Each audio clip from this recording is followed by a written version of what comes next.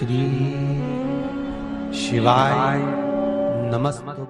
है कि मैं सर्वस्व हूं, मैं पूर्ण हूं, मैं सब कुछ हूं, तो पूर्ण है का?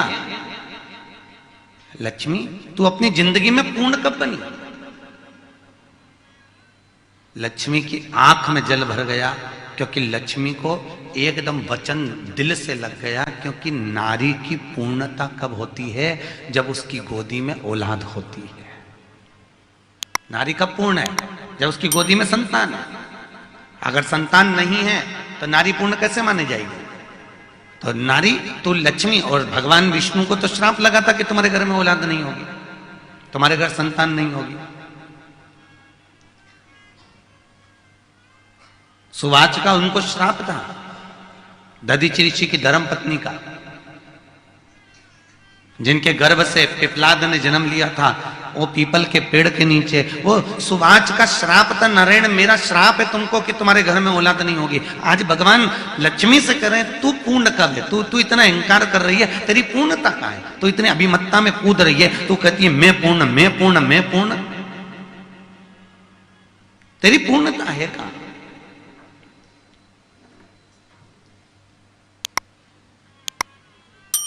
महाराज, लक्ष्मी की आंख में जल भर गया। मायका छोड़कर लक्ष्मी सीधे सरस्वती के पास चली गई, ब्रह्माणी के पास में।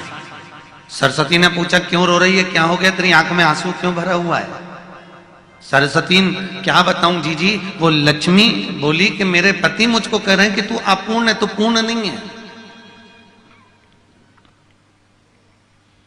तू पूर्ण नहीं है, तू अपूर्ण है। इतने में भगवान माता सरस्वती ने कहा, अरे तू क्यों रोती है? चल मेरे साथ, चल, अपन चलते हैं, अपन पार्वती के पास चलते हैं। क्योंकि दुनिया में पूरी भूमंडल पर क्या, पूरे देवमंडल के अंतर्गत केवल एक पार्वती ऐसी थी जो माताओं के अखंड सौभाग्य को देती थी, दुनिया को पूर्ण कर देती थी, दुनिया को किसी तरह से खाली नहीं भेजती थी। तो वो एक माता पार्वती थी। तो चल, इसलिए भारत की भूमि पर सबसे ज्यादा व्रत किसके होते हैं? पार्वती के। तीज का व्रत पार्वती का, चतुर्थी का व्रत पार्वती जी का, छठ का व्रत पार्वती जी का, जितने व्रत करती हैं माताएं सब पार्वती के करती हैं।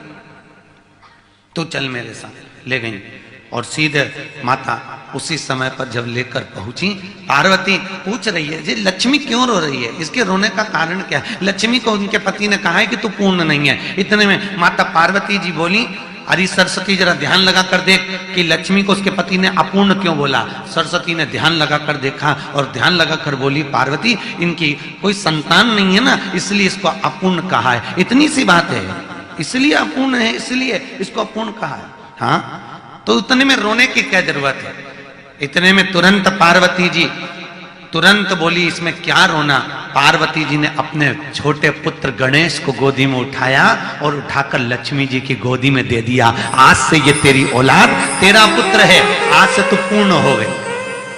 बोलो जय जय श्री। आज से तू पूर्ण हो गई।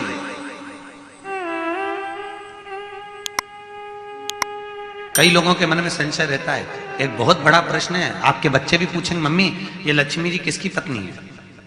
किसकी पत्नी है? भगवान विष्णु की। पर दीपावली के दिन पूजन तो गणेश जी के साथ होती है, दीपावली के दिन पूजन तो सरस्वती के साथ होती है। सरस्वती और गणेश से लक्ष्मी का संबंध क्या है? आपके बच्चे आपसे प्रश्न कर सकते हैं, मम्मी यहाँ भगवान विष्णु तो दिख ही नहीं रहा पूजन के मंडल में, कहीं भगवान विष्णु का फोटो नहीं दिख रहा मम्मी, यहाँ तो गणेश जी दिखते हैं, सरस्वती दिखती है और लक्ष्मी दिखती है, उनके पति को तो साथ में होना चाहिए। बच्चे प्रश्न करते हैं, या घर की कोई प्रतिमा को तो उनके साथ बिठाना चाहिए, भगवान विष्णु को क्यों नहीं बिठाते? उसका केवल एक कारण है, क्योंकि लक्ष्मी अगर नारायण के साथ में विराजमान है तो वो अपूर्ण है। कौन है वो?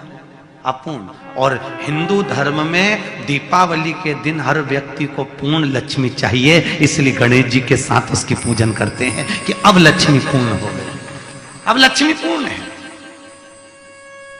भगवान विष्णु के साथ अगर पूजेंगे दीपावली के दिन, तो नारायण ने लक्ष्मी से कहा था तू अपूर्ण है, इसलिए लक्ष्मी नारायण के साथ बैठकर पूजाती नहीं वहां पर।